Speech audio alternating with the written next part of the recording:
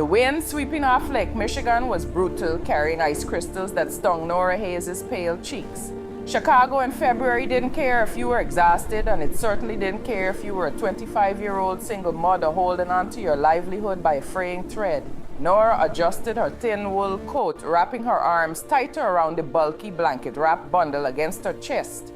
Inside the layers of worn fleece, 8-month-old Lily was completely silent, her small face tucked into the crook of Nora's neck.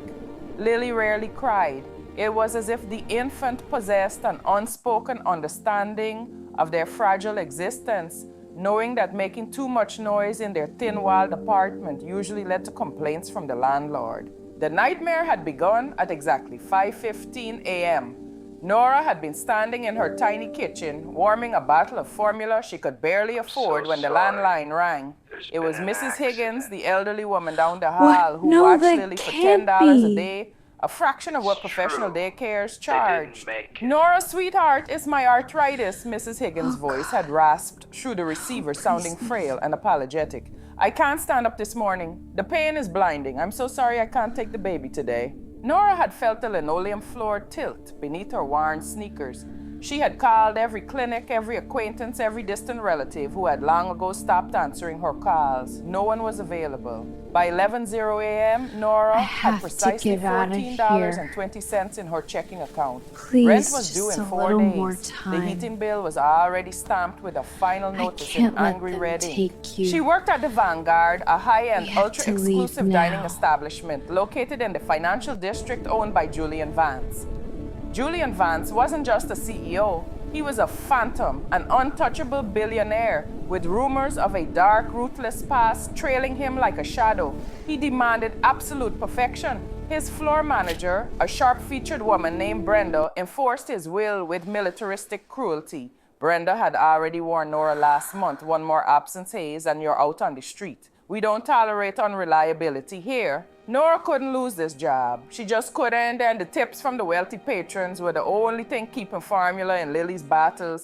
And so, with a desperation that felt like a tight, suffocating band around her ribs, Nora had packed her oversized tote bag with diapers, a cold bottle, and a soft wrapper bundled Lily up and boarded the city bus. Now standing at the rear service alley of the Vanguard, Nora took a deep, trembling breath. The heavy steel door was propped open for the produce delivery. She slipped inside, becoming a ghost in the bustling, chaotic environment of the prep kitchen. Cooks were shouting orders over the hissing of massive stoves, and no one paid attention to the waitress in civilian clothes hurrying down the back corridor. At the very end of the hall, past the walk-in freezers, was a small, dusty, dry storage closet.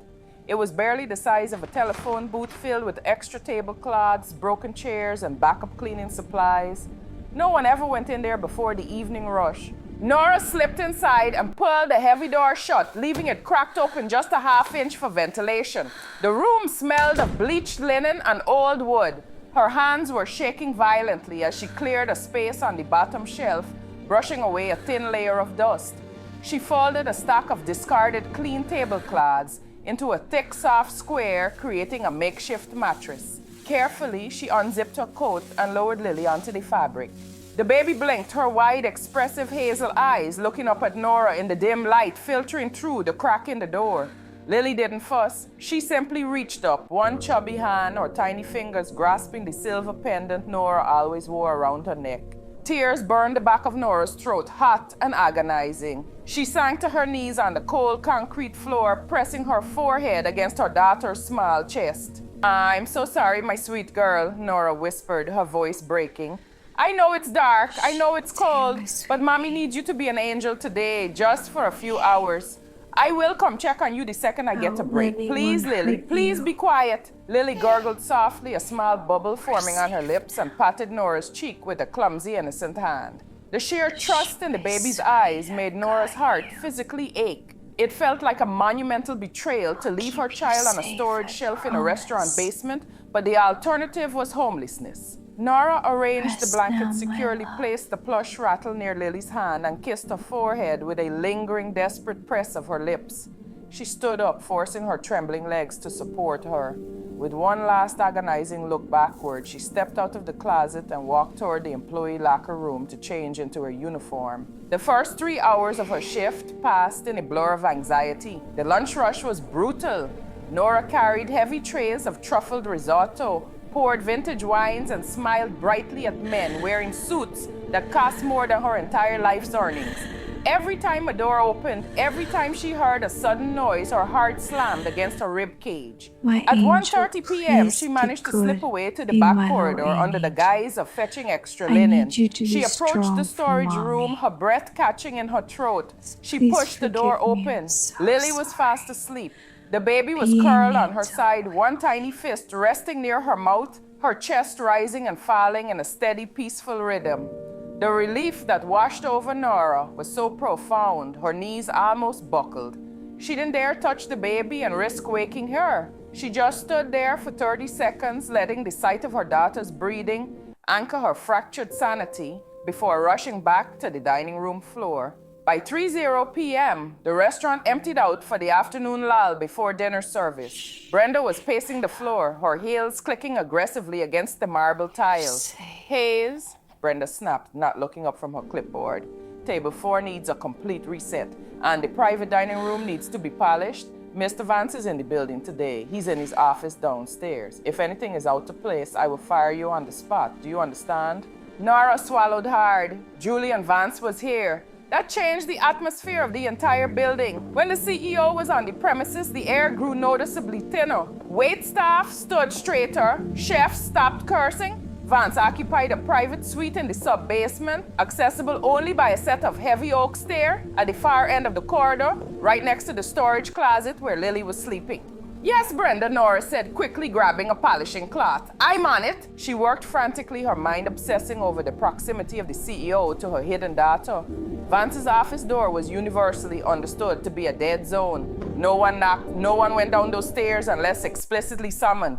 If he heard a baby crying, the consequences wouldn't just be termination. Men like Julian Vance didn't just fire people, they ruined them. At 4:15 p.m., Nora's chest began to ache with an overwhelming maternal instinct.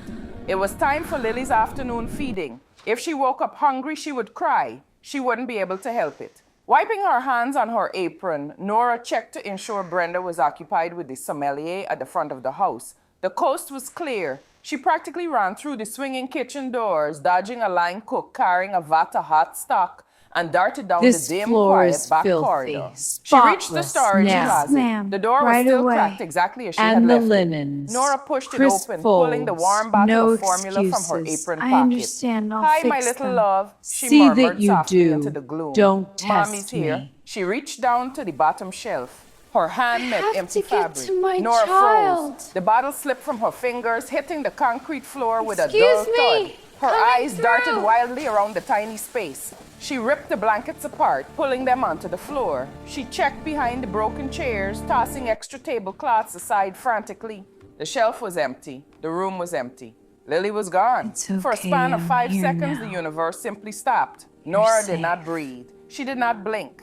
The dull thud of the plastic formula bottle hitting the concrete floor echoed in the tiny storage closet. But to her ears, it sounded like an explosion ringing in a vacuum. She stared at the empty folded tablecloths. There was the small indentation where Lily's warm little body had been resting. There was the plush yellow rattle sitting abandoned near the edge of the shelf. But there was no baby. No, the word formed in Nora's mind, a primal, violent rejection of reality. No, no, no. Her hands flew to her mouth to stifle the raw, agonizing sound that tore up her throat. The terror that struck her was not a gradual rising tide. It was an avalanche, cold and absolute, bearing her instantly. She dropped to her hands and knees again, her apron scraping against the rough floor. She crawled frantically in the microscopic space, her hands sweeping wildly under the bottom racks, pushing aside heavy buckets of industrial cleaner and stacks of folded napkins. She checked behind the broken mahogany chairs. She pulled every single tablecloth off the lower shelves, shaking them out like a mad woman, her breath coming in ragged, hyperventilating gasps. "Lily," she rasped, the sound barely audible, choked by the massive lump of panic lodged in her windpipe. "Lily, please." Nothing. The closet was empty. A cold sweat broke out across the back of her neck. Where could an 8-month-old go? Lily had just learned to pull herself up on furniture. She couldn't walk. She certainly couldn't open a heavy wooden door. Someone took her. The thought hit Nora with the force of a physical blow, stealing the air directly from her lungs. Did Brenda find her? Did a prep cook hear her make a noise? If Brenda had found the baby, the floor manager wouldn't have just quietly moved her. Brenda would have dragged Nora into the center of the kitchen, humiliated her in front of the entire staff, and called Child Protective Services before firing her. The fear of CPS of men and women in stiff suits taking her beautiful, quiet daughter away because Nora was deemed too poor, too unstable to provide a safe environment was a terror that haunted her darkest nights. Nora scrambled to her feet, her legs feeling like they were made of water. She stumbled out of the storage room and into the dimly lit back corridor. The hallway was empty. The muffled sounds of the kitchen, the clattering of pans, the shouting of orders felt like they were coming from a million miles away. She began to run. She checked the employee locker room first, throwing open the swinging door and scanning the narrow aisles between the gray metal lockers. Empty. She checked the laundry holding area, her hands frantically digging through the massive canvas bins of dirty napkins and tablecloths, her mind conjuring horrific scenarios of a baby accidentally being scooped up with the laundry. Empty. She ran toward the rear exit, pushing open the heavy steel door that led to the snowy alleyway. The frigid Chicago wind whipped her hair across her face, biting into her skin. She looked left and right, her eyes scanning the dumpsters and the snowbanks. Nothing but gray slush and empty pavement. Hey, Hayes, what are you doing out there? Nora spun around. It was Marco, one of the line cooks, carrying a crate of winter root vegetables. He looked at her strangely.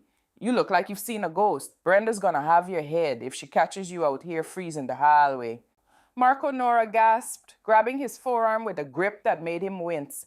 Did you see anyone carrying anything, a bundle? Did anyone find anything in the back? Marco frowned, pulling his arm back slightly. What no? I've been on the grill for 3 hours. What did you lose, you purse? No, Nora choked out tears, finally spilling over her lashes hot and fast. No, just a delivery. Never mind. She let go of him and pushed past, running back into the corridor. She was running out of places to look.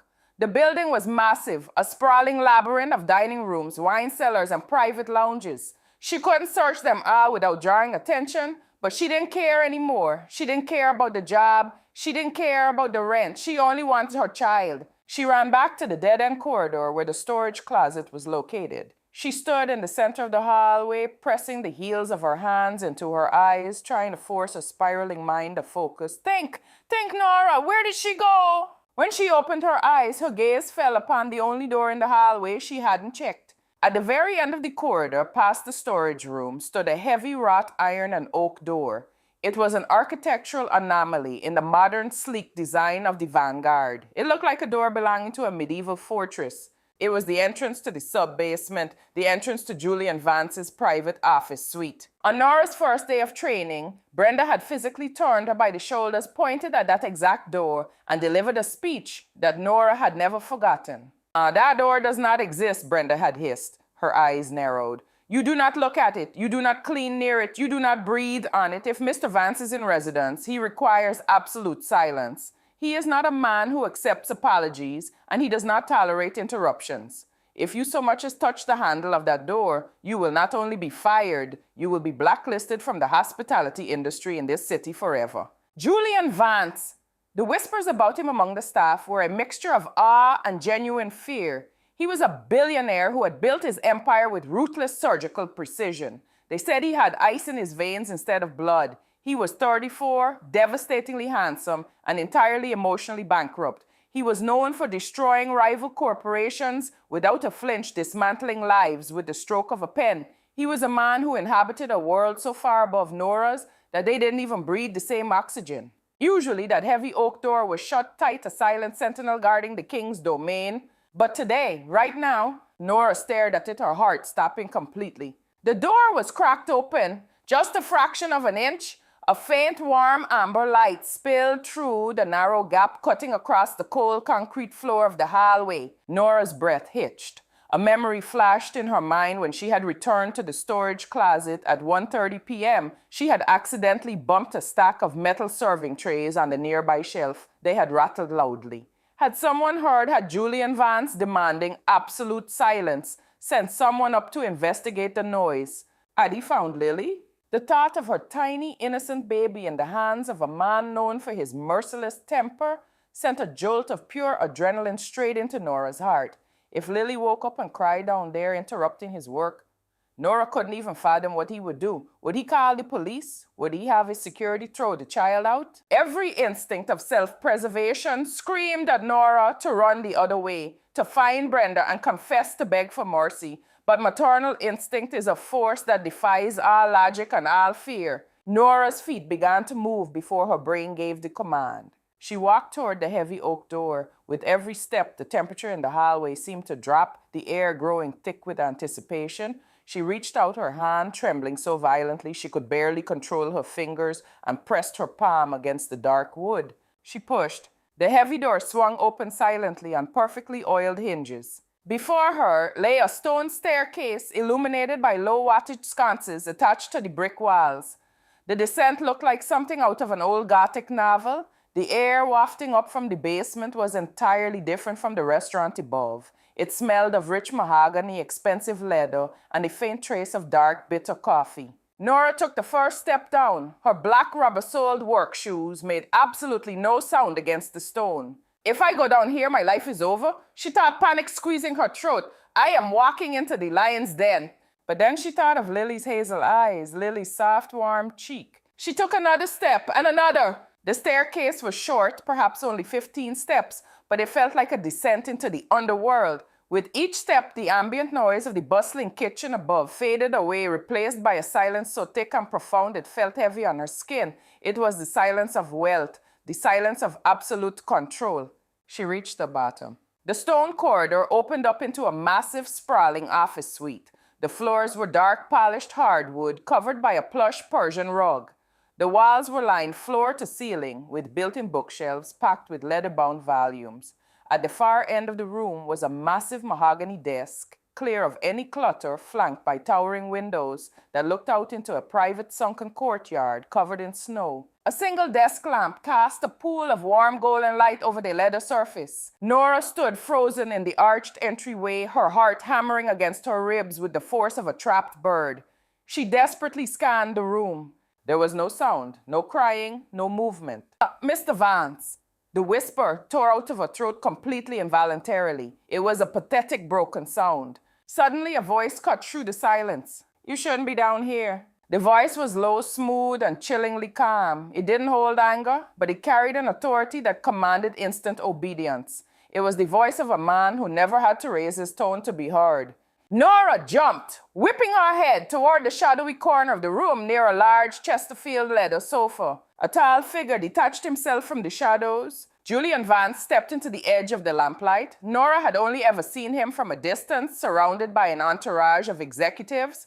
Up close, the reality of him was staggering. He was impeccably dressed in a bespoke charcoal suit, the jacket unbuttoned, the stark white fabric of his dress shirt contrasting sharply with the darkness of the room. He was a physically imposing man, broad-shouldered and tall, possessing a predatory grace. His hair was dark and flawlessly styled, but it was his eyes that locked Nora in place. They were a piercing glacial gray, cold, calculating, completely unreadable. He looked at her standing there in her cheap black waitress uniform, a stained apron tied around her waist, trembling like a leaf in a hurricane. This floor is restricted, Julian said, his gray eyes pinning her down. His tone was dismissive, an icy wave designed to sweep her out of his presence.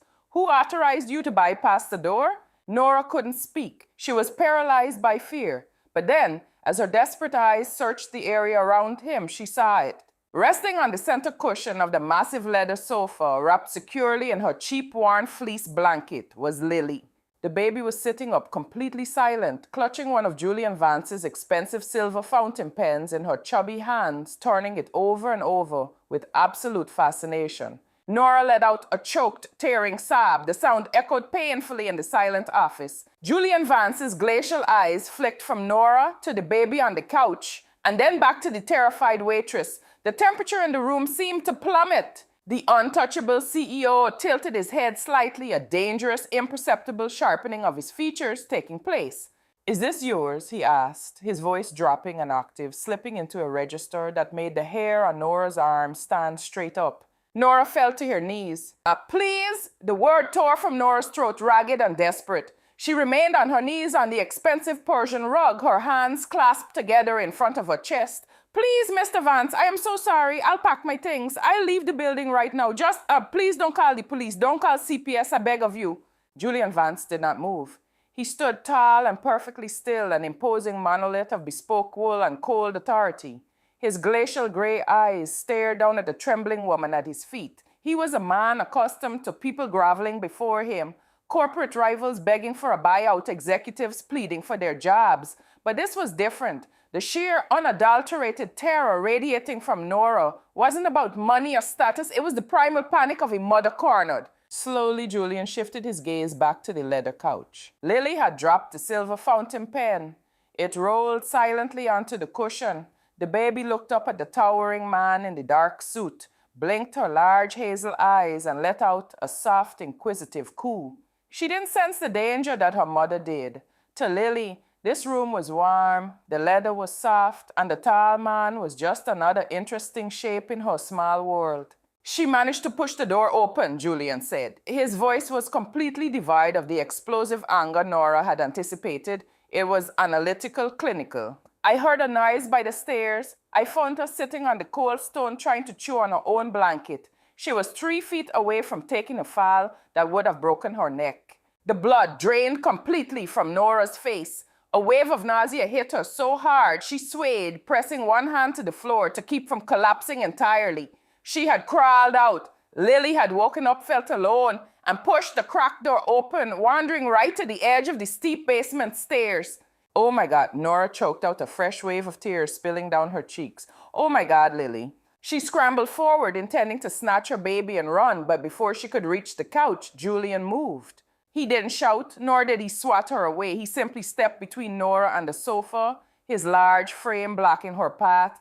Then, with a fluid, practiced grace that absolutely shattered every preconceived notion Nora had about the ruthless CEO, Julian leaned down and scooped the baby into his arms. Nora froze, her breath catching in her throat. Julian Vance, the man who had mercilessly dismantled a rival shipping conglomerate just last month, adjusted his hold.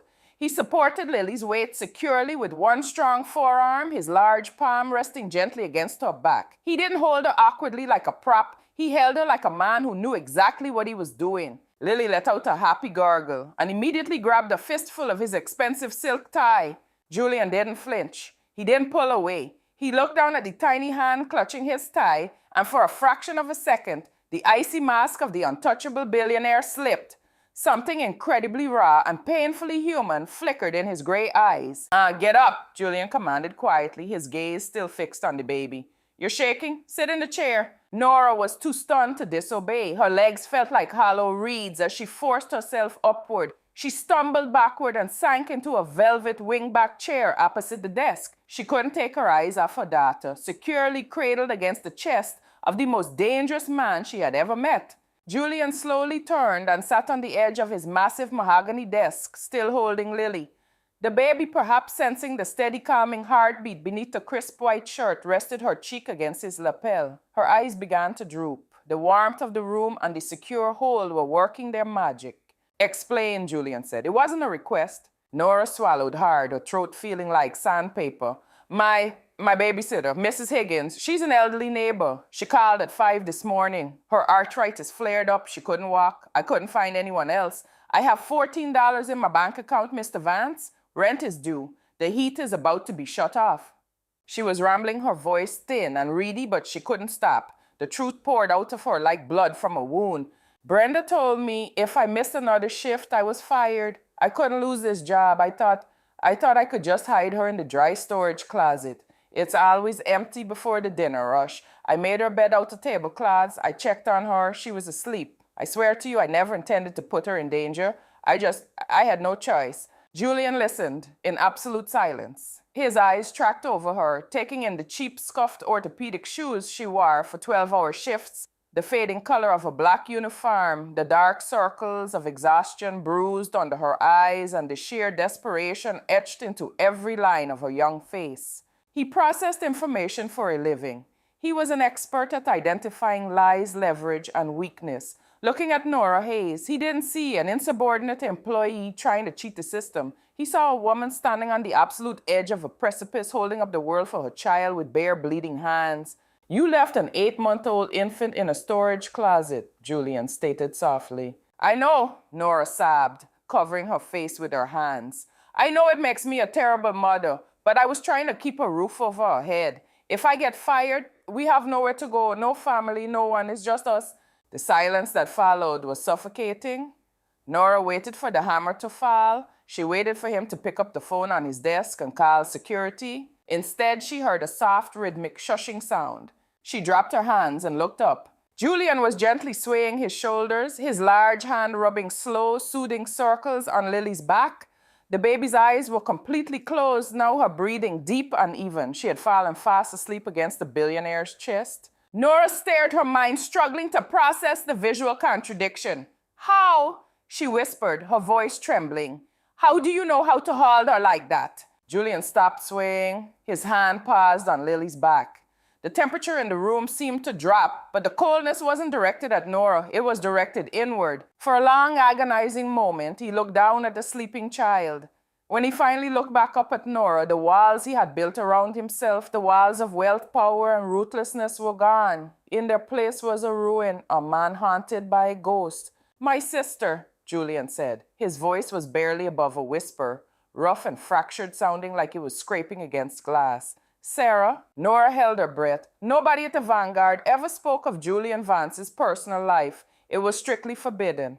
She was 24. Julian continued, his gaze drifting past Nora, staring into a void only he could see. Radiant, too kind for the family she was born into. She was married to a man who didn't deserve her, but she was happy. She was 7 months pregnant. Nora's heart gave a painful thud.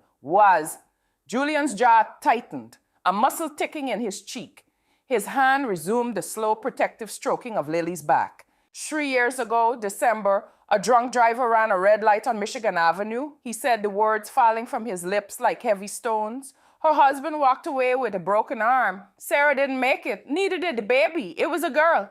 The absolute desolation in his voice hit Nora like a physical weight. The untouchable CEO, the man who had everything money could buy, was sitting in his fortress of solitude, holding a stranger's baby bleeding out from a wound that no amount of billions could stitch closed. I'm so sorry, Nora whispered, the words woefully inadequate but entirely genuine. They told me at the hospital that she didn't suffer. It was instantaneous, Julian said, his gray eyes locking onto Nora's. The intensity in his gaze made her shiver. But the world didn't stop. The markets opened the next morning. People kept talking, kept breathing. And I was left standing in a hospital hallway holding a tiny pink blanket that was never going to be used. He looked down at Lily, his thumb gently brushing a soft curl of hair away from her forehead. I bought this restaurant a month later, he confessed quietly. I moved my offices to the basement. I insulated myself. I built an empire where I control everything, where nothing unpredictable happens, where no one gets hurt. He looked back at Nora, his expression shifting from grief to a piercing, profound understanding. Then an hour ago, I opened my door and found a baby girl sitting on the cold stone inches from a fatal fall, Julian said, his voice tightening. A child who was left in the dark by a mother who was forced to choose between her daughter's safety and her survival. Nora bowed her head, shame burning her cheeks. You think you are a terrible mother, Julian said, his tone shifting, becoming firm, authoritative, but laced with an unexpected warmth. You are wrong. A terrible mother abandons her child. You carried yours into a lion's den because you refused to let her starve. You broke every rule to keep her alive. Nora looked up, tears blurring her vision, unable to believe what she was hearing. Julian shifted his weight, cradling Lily closer to his chest. The icy CEO was gone. In his place was a protector fiercely guarding the fragile life in his arms. The system failed you, Julian said, his voice dropping into a low, dangerous register, the voice of a man who destroyed systems for a living. This city failed you. My own management failed you by putting you in a position where you felt this was your only option. Suddenly, the heavy silence of the office was shattered by the sharp echoing sound of footsteps coming down the stone stairs. Nora gasped, her panic instantly returning. Mr. Vance! It was Brenda's voice, shrill and demanding, echoing from the other side of the heavy oak door. Sir, I apologize for the intrusion, But we seem to have a situation. One of our waitresses, Hayes, has abandoned the floor, and I have reason to believe she's hiding down here. Nora's blood ran cold. Brenda had found her. It was over. Julian's eyes narrowed into terrifying slits of ice. The soft, grieving man vanished in an instant, replaced by the apex predator. He didn't panic. He didn't rush. He simply stood up from the desk, still holding the sleeping baby securely against his chest. He looked down at Nora, who was trembling violently in the chair. Stay exactly where you are, Julian ordered, his voice cold steel. Do not speak. Do not move. He turned and walked toward the heavy oak door. The sharp, authoritative knock on the heavy oak door echoed through the silent basement office like a gunshot. Julian Vance did not flinch. He looked down at the sleeping infant in his arms, his jaw setting into a hard, unforgiving line. Then he moved toward Nora. Take her, he murmured, his voice dropping to a barely audible frequency. Nora scrambled to her feet, holding out her trembling arms. Julian transferred Lily with an agonizingly slow, deliberate gentleness, ensuring the baby didn't wake. As soon as Lily was safely against Nora's chest, the billionaire took a step back. The transformation was instantaneous and terrifying to witness. Julian reached up and seamlessly adjusted the knot of his silk tie. He buttoned the center button of his tailored charcoal jacket. The warmth that had briefly illuminated his gray eyes vanished, replaced by a glacial, dead-eyed stare that had brought Wall Street executives to their knees. He wasn't a grieving brother anymore. He was the apex predator of the vanguard. Go to the far corner behind the bookshelves, Julian commanded in a low whisper, not looking at her. Keep her quiet. Do not make a sound until I tell you to. Nora nodded, frantically clutching her daughter. She practically ran on her tiptoes to the darkest corner of the expansive office, pressing her back against the cool mahogany of the towering bookshelves. She held her breath, burying her face against Lily's soft hair, praying the baby would remain asleep.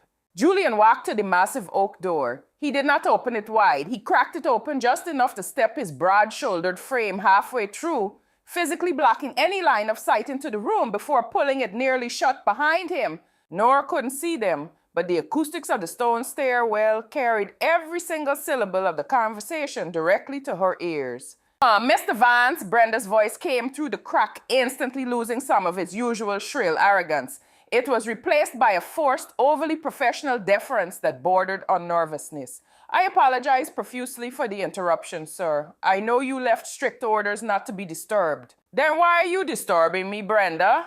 Julian's voice was smooth, flat, and colder than the ice on Lake Michigan.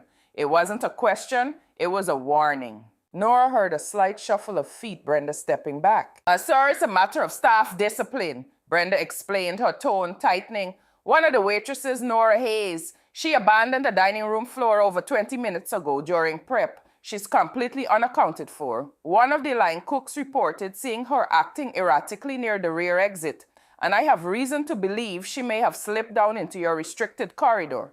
Is that so? Julian said. It wasn't an inflection of surprise, it was a verbal brick wall. Yes, sir, Brenda continued, regaining a fraction of her malicious confidence. She has been a problem before, unreliable. I suspect she is hiding somewhere on this level to avoid her duties. With your permission, I would like to call security to sweep the area. Once she is found, I intend to terminate her employment immediately for gross insubordination and trespassing. Nora squeezed her eyes shut, hot tears leaking through her lashes. Her heart pounded so violently she was sure the sound would wake Lily. This was it. Brenda had a justification. Julian Vance didn't tolerate rule breakers. He was going to step aside, let security in, and watch her be dragged out. The silence that stretched from the hallway was heavy, suffocating, and terrifyingly long. When Julian finally spoke, the absolute authority in his voice made the air in the room vibrate. You will not call security, Brenda, nor will you terminate anyone. Sir? Brenda's voice faltered, genuine confusion replacing her confidence. I don't understand. She abandoned her post. Miss Hayes is exactly where she is supposed to be, Julian interrupted, the quiet lethality in his tone acting like a physical strike. Because I summoned her. Nora's breath hitched in her throat. Her eyes snapped open in the dark corner. You summoned a junior waitress, sir, Brenda stammered, entirely caught off guard. But she was in the middle of a shift. If you needed something from the kitchen, I could have sent the head steward or... Are you questioning how I choose to delegate tasks within my own building, Brenda? The temperature in the stairwell seemed to drop below freezing.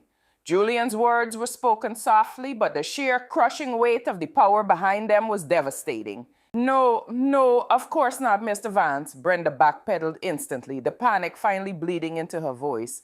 I simply meant that standard protocol dictates.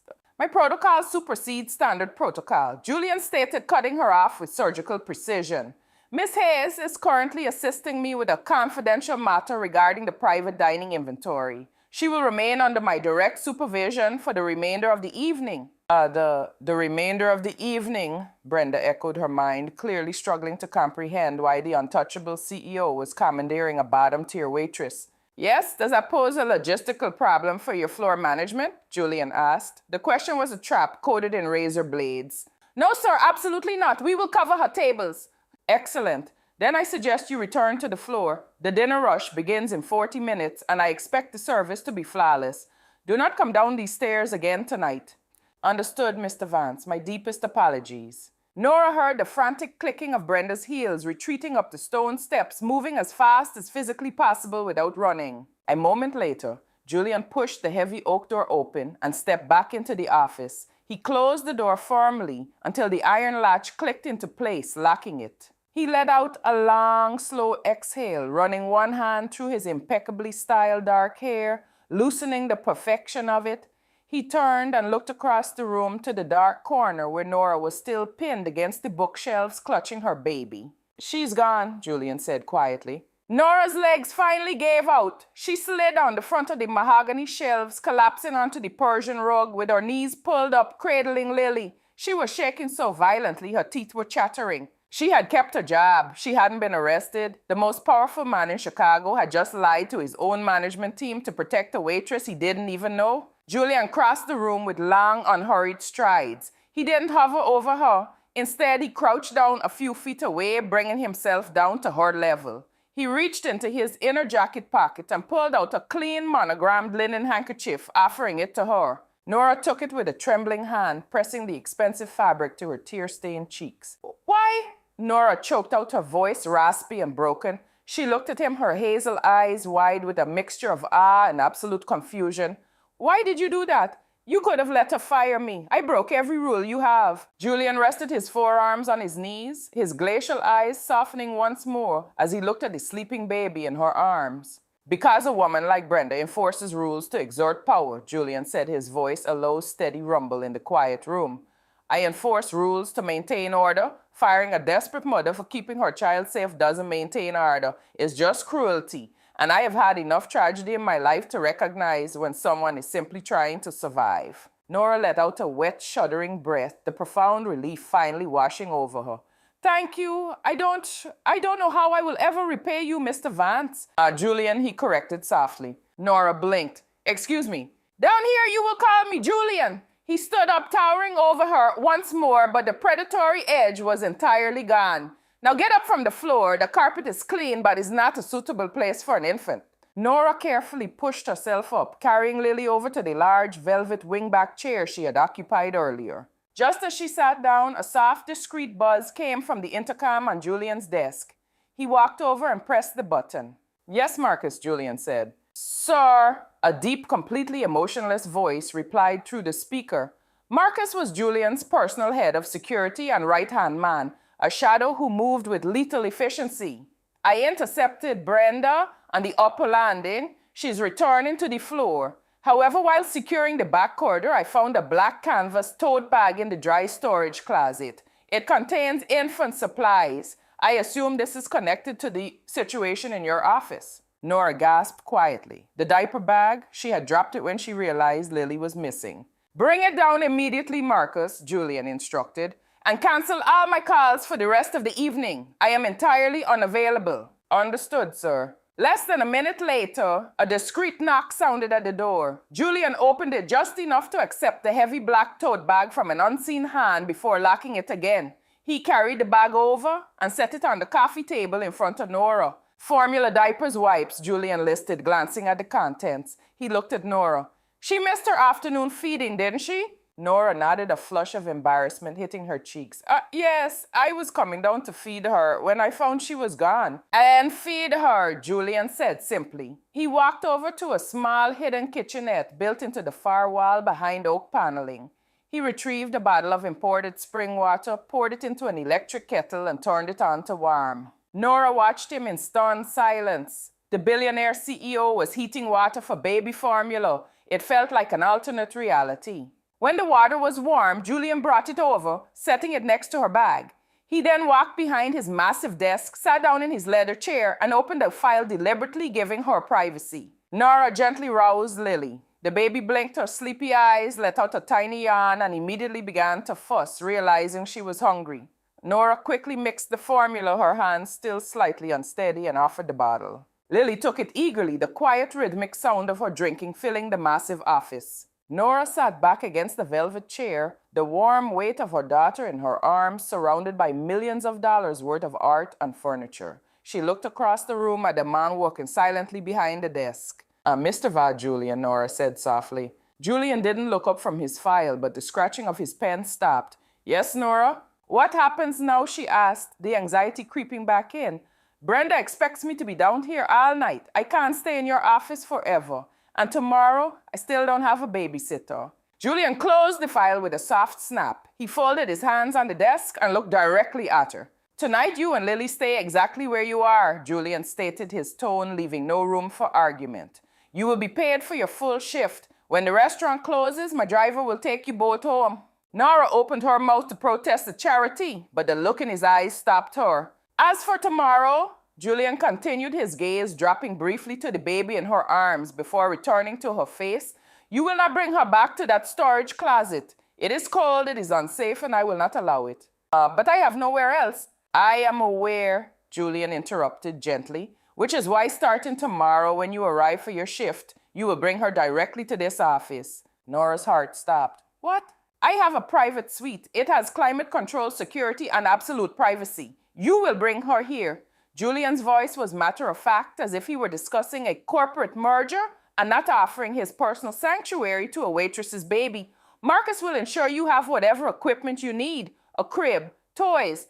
Julian, no, Nora breathed, overwhelmed by the magnitude of the offer.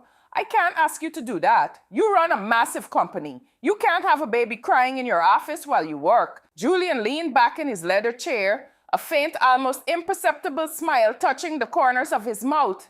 It was a sad smile, but it was genuine. 3 years ago, the only thing I wanted in the entire world was to have a baby crying in my home, Julian said softly.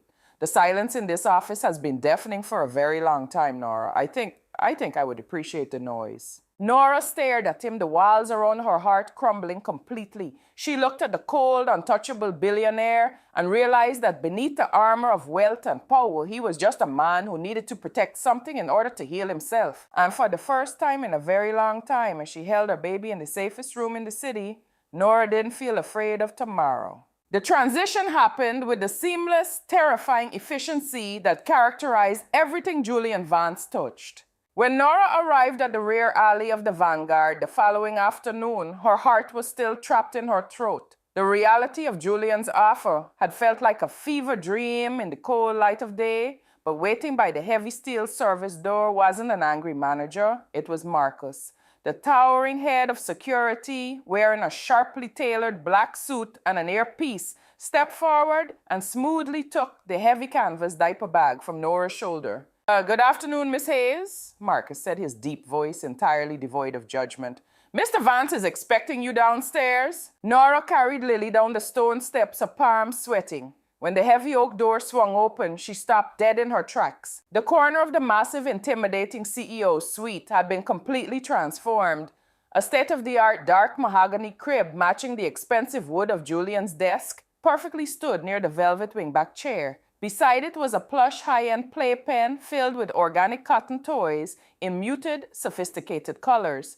There was a dedicated mini fridge stocked with premium baby formula and a changing station discreetly tucked behind a beautiful folding screen. It looked less like a temporary fix and more like a permanent installation. Julian was sitting behind his desk reviewing a stack of contracts. He wore a crisp navy suit today, the jacket resting over the back of his chair. He looked up as she entered, his glacial gray eyes, immediately finding Lily, who was wide awake and looking around the new environment with absolute fascination. Is the setup acceptable? Julian asked, his tone strictly professional, though a faint glimmer of anticipation lived in his eyes. Julian, Nora breathed, walking further into the room. This is too much. You didn't have to buy all of this. I don't do things halfway, Nora, he replied smoothly, signing the bottom of a document before setting his pen down. And I refuse to have substandard equipment in my office. Put her in the playpen. You have a shift to run. And so the new reality began. The first week was surreal. Nora would drop Lily off in the most secure room in Chicago, surrounded by millions of dollars of art, guarded by a billionaire who could dismantle economies before breakfast. She would walk upstairs to the dining room floor, light unburdened and entirely safe. The dynamic on the floor had shifted seismically.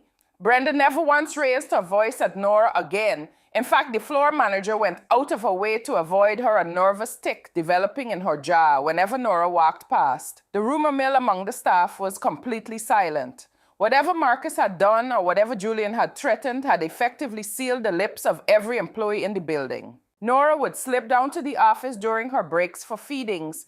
Often she would open the heavy oak door to a sight that absolutely shattered her heart in the best possible way. She would find Julian pacing the length of his office, a Bluetooth earpiece in conducting ruthless negotiations with overseas executives. Tell the board that if they don't accept the buyout by Friday, I will hastily acquire the shares and liquidate their entire R&D department, he would say in a voice made of liquid nitrogen. And the entire time he delivered these devastating corporate threats, he would be holding an 8-month-old baby on his hip, gently bouncing her, occasionally pausing to hand her a dropped plush elephant. Lily adored him. She would babble at his thigh, completely oblivious to the fact that the man holding her was making grown men sweat on the other side of the planet. As the weeks turned into a month, the gravity between Nora and Julian began to shift.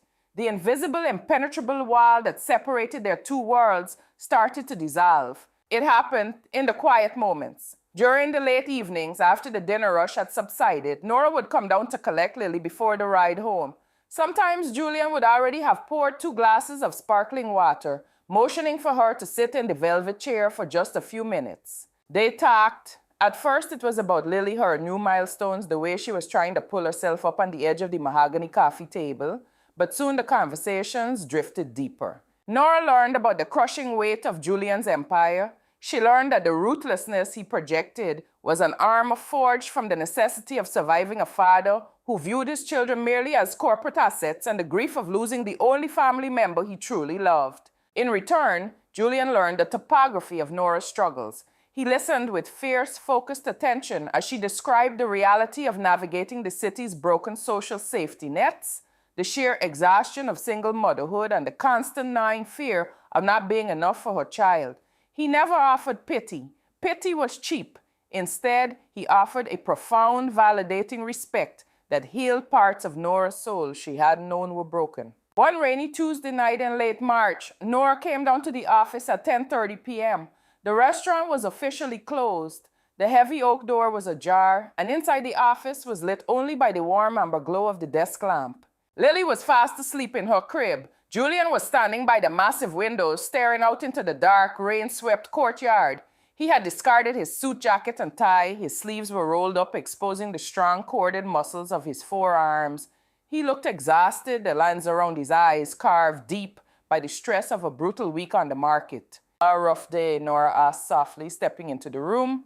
Julian turned, the tension in his shoulders visibly melting the second his eyes landed on her. A board meeting that dragged on for 6 hours, endless posturing, useless noise. He walked over to the small bar cart and poured 2 fingers of amber liquid into a crystal glass. He didn't offer her alcohol. He knew she never drank around the baby, but he handed her a warm mug of chamomile tea he had prepared just before she walked in. It was a domestic, intimate gesture that made Nora's breath hitch. She took the mug, their fingers brushing. His skin was warm, his touch incredibly gentle. Sit, Julian murmured, gesturing to the velvet chair. He didn't return to his desk. Instead, he sat on the edge of the mahogany coffee table directly facing her, his knees mere inches from hers. I need to discuss something with you. Julian began, his gray eyes locking onto hers with a sudden intense seriousness. Nora's stomach dropped. This is it, she thought, the old insecurities flaring up. He's tired of playing daycare. The experiment is over. If I've overstayed my welcome, Julian, please just tell me, Nora said quickly, gripping the warm mug. I know having a baby down here is an incredible imposition. Stop, Julian interrupted softly, his hand reaching out to cover hers. The physical contact sent a jolt of electricity straight up her arm. You haven't overstayed anything. In fact, you're not staying enough. Nora blinked, utterly confused. I don't understand. Julian let go of her hand, though he looked like he didn't want to. He reached behind him, picked up a crisp manila folder from his desk, and held it out to her. Brenda's tenure as floor manager is coming to an end, Julian said, his voice returning to its smooth, authoritative cadence. I am transferring her to a different property on the West Coast. The Vanguard needs a new floor supervisor. I want it to be you. Nora stared at the folder, paralyzed. Me, Julian, I'm a junior waitress. I don't have a management degree. I don't know how to run payroll or deal with the wine distributors. You have 11 months of watching exactly how this floor runs. Julian countered, his gaze intense. You know the flaws in the system. You have an exceptional work ethic. Most importantly, you possess something that cannot be taught in a business school, Nora. You have empathy. You know how to treat people. He leaned forward, the scent of bergamot and expensive cedar washing over her. The role pays double your current hourly rate, plus full benefits including comprehensive health care for you and Lily. Julian listed his eyes, never leaving hers. But the real reason I'm offering it is the schedule. It is a salaried position with fixed hours. You arrive at noon and you leave at 8 o'clock sharp. No more late night shifts. No more exhaustion. Nora felt tears prick the corners of her eyes. It was a lifeline. No, it was more than a lifeline. It was an entirely new life. It was a ticket out of poverty. Julian, her voice broke. You are running a multi-million-dollar flagship restaurant. You cannot put a waitress in charge just because you feel sorry for her. The atmosphere in the room shifted instantly. The air grew heavy, charged with a sudden magnetic tension. Julian set his glass down on the table. He leaned in closer, his glacial eyes darkening with an emotion so fierce and possessive, it made Nora's heart hammer against her ribs. Do not insult my business acumen, Nora, he said, his voice dropping to a gravelly whisper. I do not make charitable hiring decisions. I am offering you this job because you earned it. And he paused, his gaze dropping to her lips for a fraction of a second before rising back to her eyes. And because I am a selfish man, Julian confessed quietly.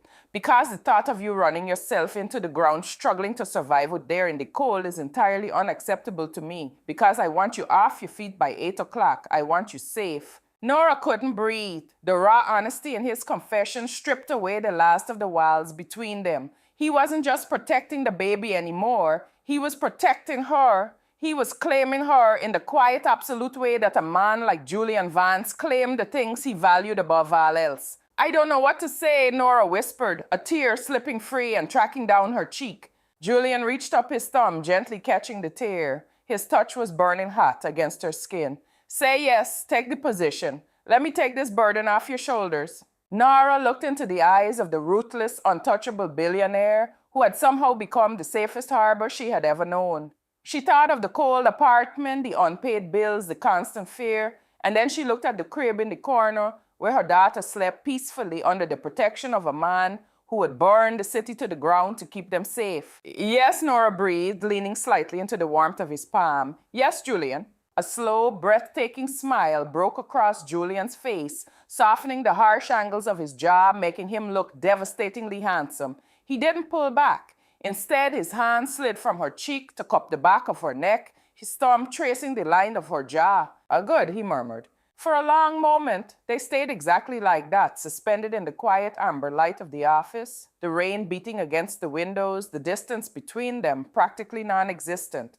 Nora could feel the steady, powerful rhythm of his heartbeat mirroring her own erratic pulse. It was the precipice of something terrifying, massive, and entirely inevitable. Suddenly, a soft, demanding babble broke the silence. They both jumped slightly. In the corner, Lily had woken up, pulling herself to a standing position in the crib, gripping the mahogany railing and looking at them with wide, curious eyes. Julian let out a low, rumbling laugh that sounded rusty and completely genuine. He pulled back from Nora, though his eyes lingered on her face for a moment longer, filled with a promise that made her shiver.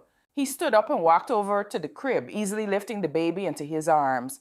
"Well, Miss Hayes," Julian said, looking at Lily but speaking to Nora, "it appears your new life begins right now." Nora watched the cold CEO press a gentle kiss to her daughter's forehead and realized with absolute certainty that she was hopelessly, irreversibly in love with him. Summer arrived in Chicago, not with a hesitant whisper, but with a brilliant golden warmth that thawed the last remnants of winter from the city's bones. For Nora Hayes, the changing of the seasons mirrored the profound transformation of her entire existence. She was no longer the terrified, exhausted waitress trembling in a freezing alleyway. As the new floor supervisor of the Vanguard, she moved through the high-stakes world of fine dining with a quiet, unshakable confidence. She was respected by the staff, admired by the patrons, and entirely untouched by the grueling anxiety of poverty. But the most beautiful transformation had not happened on the dining room floor. It had happened behind closed doors. It was a quiet Sunday afternoon in late June. The restaurant was closed and Nora was in Julian's sprawling, multi-level penthouse in the Gold Coast neighborhood, a sanctuary of floor-to-ceiling glass that offered a breathtaking, unobstructed view of the sun glittering on Lake Michigan. They had officially moved in together 3 weeks ago. Julian had simply refused to let her renew the lease on her cramped apartment, arriving one morning with a team of professional movers and a look in his gray eyes that brokered zero arguments. "My family belongs with me," he had said, and that had been the end of it. Now the cold, minimalist aesthetic of the billionaire's penthouse was beautifully cluttered with the vibrant evidence of life. There were colorful wooden blocks scattered on the imported Italian rugs. There were small, sticky handprints smudged on the lower half of the glass balcony doors. And in the center of the massive living room, Julian Vance, a man whose net worth exceeded the GDP of several small nations, was sitting cross-legged on the floor. He was dressed down in dark denim and a soft slate gray Henley that stretched across the broad lines of his shoulders. His dark hair was charmingly mussed, courtesy of the 11-month-old baby currently using his knee as a climbing frame. Nora stood by the kitchen island, a mug of coffee warming her hands, simply watching them. It was a sight she knew she would never ever take for granted. Lily had grown beautifully. She was a happy, robust child, her hazel eyes constantly alight with curiosity. She was currently standing, gripping the fabric of Julian's jeans with one chubby fist, babbling a long, unintelligible string of syllables that Julian was listening to with absolute, unwavering seriousness. "Is that right?" Julian murmured, his deep voice a soft rumble in the quiet room. "And then what happened? Did the brown dog bark at you?" Lily nodded enthusiastically, letting go of his jeans with one hand to gesture wildly before quickly grabbing back on to keep her balance. Fascinating," Julian said, a devastatingly warm smile curving his lips. He reached up and gently tapped the tip of her nose. "You are highly articulate, Miss Hayes." Nora laughed softly, the sound carrying across the room. Julian's eyes flicked up, locking onto hers. The raw, possessive heat in his gaze made her breath hitch, just as it had the very first time he had looked at her that way in his basement office. "She's trying to tell you that she wants a strawberry," Nora said, walking slowly over to them and sitting gracefully on the edge of the plush linen sofa.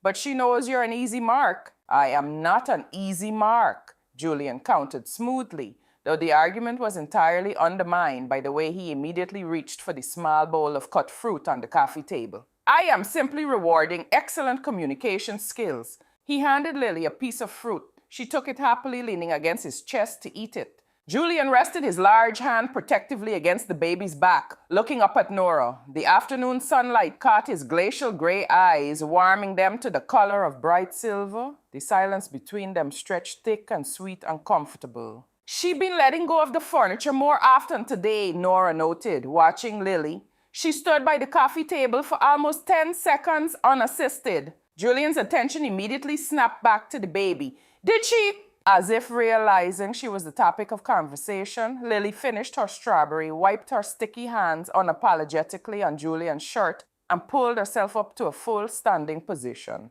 She grabbed the edge of the glass coffee table, completely abandoning her hold on Julian. She stood there swaying slightly, a tiny ship finding its sea legs. Julian went perfectly still.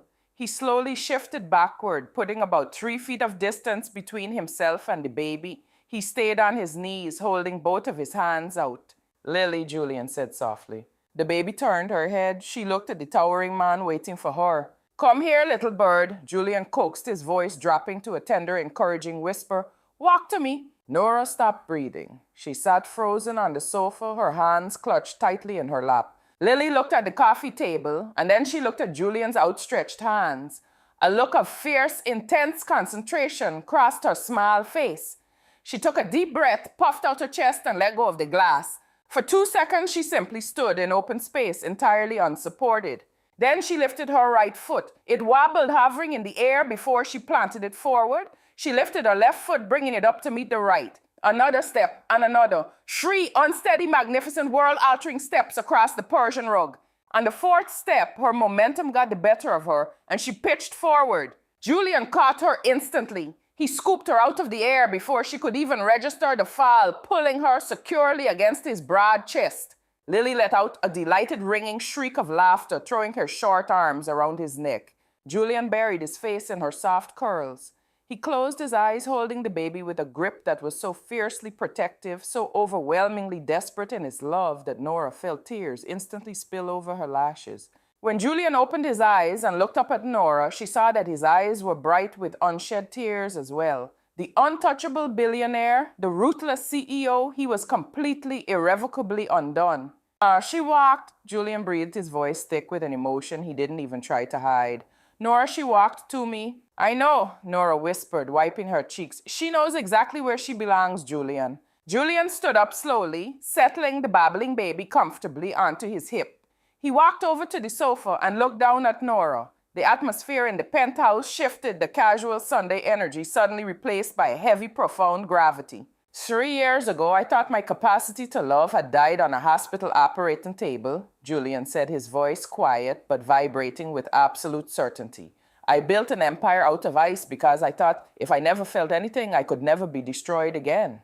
He reached out his free hand. Nora took it without hesitation, letting him pull her up to her feet. She stood mere inches from him, enveloped in his warmth and the scent of cedar and clean skin. "And then you brought her into my office," Julian continued, his thumb gently tracing the line of Nora's jaw. "You brought the light back into the dark. You gave me a reason to breathe. You gave me a family." Nora's heart hammered a frantic rhythm against her ribs. She looked up into the eyes of the man who had saved her, realizing that she and Lily had saved him right back. "Julian, I don't want to be just a man who protects you, Nora," Julian said, his gaze dropping to her lips before burning into her eyes. "I want to be the man who stands beside you for the rest of our lives." He shifted Lily slightly, and with his free hand, he reached into the pocket of his denim jeans. He pulled out a small, exquisite velvet box. With a flick of his thumb, he opened it. Nestled inside the dark velvet was a diamond that took Nora's breath away. It wasn't gaudy or ostentatious.